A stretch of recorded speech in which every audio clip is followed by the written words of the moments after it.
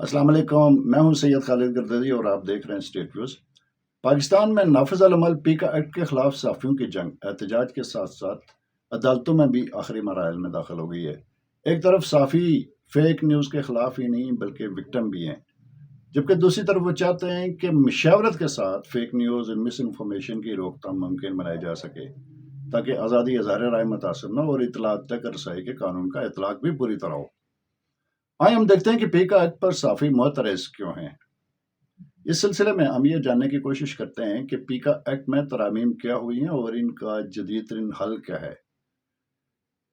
पाकिस्तान में federal union of journalists ने पीका तरमीमी एक्ट 2025 इस्लामाबाद बारे हाई कोर्ट में दरख्वास्त दायर की। ये दरख्वास्त में PFUJ के सदर अफसल भट्ट ने मौक़िफ़ इख्तियार किया है कि पीका तरमीमी एक्ट आज़ादी सहाफ़त पर हमला है।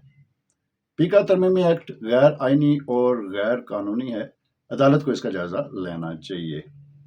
पीका एक्ट कानून आज़ादी इज़हार राय पर कदगन हुकूमती कंट्रोल में इजाफा है। आज़ादी सहाफ़त के खिलाफ कानून 2025 महत्तल किया जाना चाहिए।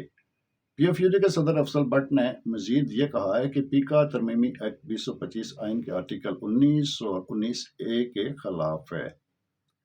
गैर कानून के अमल के जाली खबरों को जुर्म करार देना गैर आइनी और आज़ादी सहाफ़त पर कदगन है। इस सिलसिले में ये बात बहुत अहम है कि कानून बनाया जाना चाहिए, लेकिन इसकी तारीफ भी की जानी चाहिए। पीका तरमीमी एक्ट आलमी इंसानी हुकूक की खिलाफ वर्जी है। पीका के तहत रेगुलेटरी अथॉरिटी की कोई आइनी हैसियत नहीं है, ये सेंसरशिप में इजाफा है। अब देखते हैं कि पीका एक्ट में तरामीम क्या हुई हैं।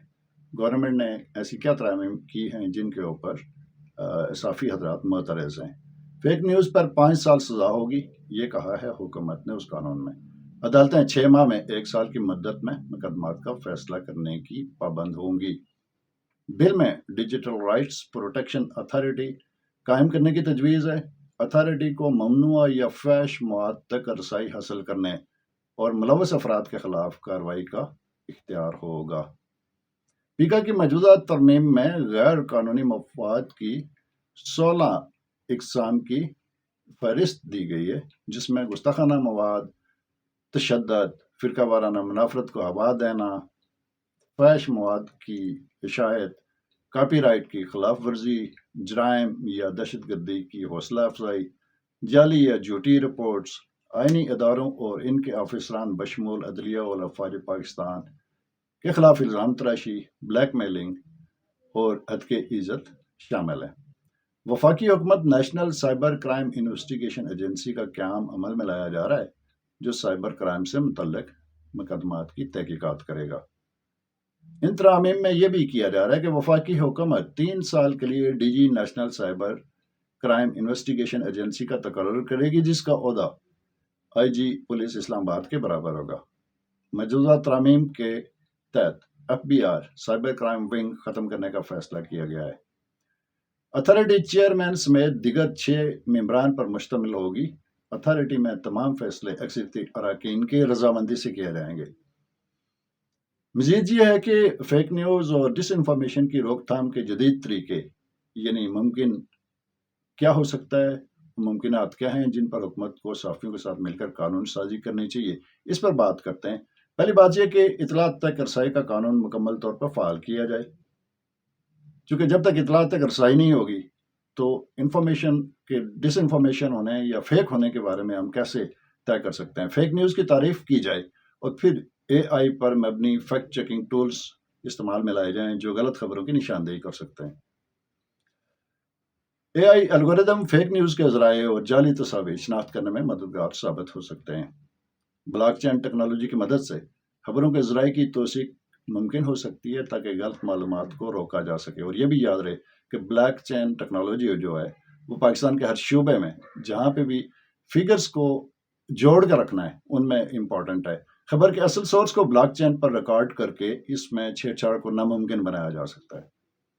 अवाम को सिखाया जाए कि सोशल मीडिया पर मिलने वाली हर खबर को तस्दीक के बगैर दुरुस्त न माने। तालीमी अदारे इसमें बड़ा रोल प्ले कर सकते हैं। फेक न्यूज़ की पहचान के लिए खुसूसी कोर्सेज मुतारिफ कराए जाने चाहिए ताकि आम लोगों को पता चले کہ فیک نیوز کو انہوں نے پتہ کیسے کرنا ہے کہ فیک نیوز کون سی اور کون سی نہیں ہے۔ پاکستان میں real fact checking platforms جیسے سوچ فیکٹ چیکر اور ڈان فیکٹ چیکر، ان کی حوصلہ افزائی کی جانی چاہیے۔ عالمی سطح پر مستند ویب سائٹس جیسے BBC ہے، ریئلٹی چیک ہے، فیکٹ چیک اور ORG ہے جیسے مدد لی جانی چاہیے۔ فیس بک، ٹویٹر، یوٹیوب، یہ وہ پلیٹ فارمز ہیں جن سے بات کی جانی چاہیے، اور فیک نیوز کی روک تھام کے لیے مؤثر الگوریدم اور فلیگنگ سسٹم متعارف کروایا جانا چاہیے۔ غلط معلومات پھیلانے والوں کے خلاف سخت پالیسی اپنائی جائے جس میں جرمانہ اور اکاؤنٹ معطلی بھی شامل ہو۔ ڈیپ فیک نیوز اور ویڈیوز کے خلاف AI پر مبنی ٹولز کو فروغ دیا جانا چاہیے، وہ ٹولز آپ بنا سکتے ہیں۔ قانون سازی کے ذریعے جعلی خبریں اور ویڈیوز بنانے والوں کو سزا دی جائے۔ میڈیا آؤٹلیٹس کو چاہیے کہ وہ بغیر تصدیق کسی خبر کو نشر نہ کریں اور تحقیقات پر مبنی رپورٹنگ کو فروغ دیں، جو ظاہر ابھی تیزی کا شکار ہو گیا ہے صرف ویورشپ لینے کے لیے۔ سرکاری سطح پر فیک نیوز کی بروقت نشاندہی کے لیے ایک فیکٹ چیکنگ ہیلپ لائن قائم کی جانی چاہیے۔